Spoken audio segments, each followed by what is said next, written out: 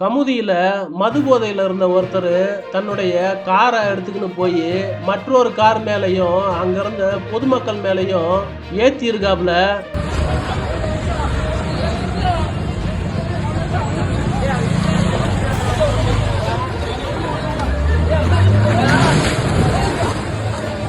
ஒரு முறை இல்ல, மீண்டும் மீண்டும் முன்னுக்கு பின்னாக காரை இயக்கி மிகப்பெரிய சேதாரத்தை உண்டு பண்ணியிருக்காப்புல.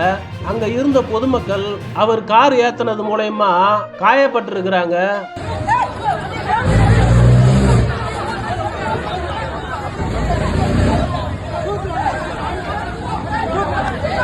பொதுமக்கள் அவரை பிடிச்சு அடின்னு அடிச்சு காவலர்கிட்ட ஒப்படைச்சிருக்காங்க.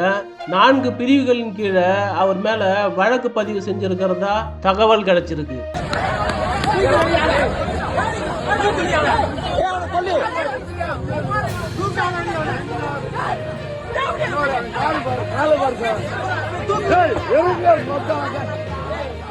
தூக்கு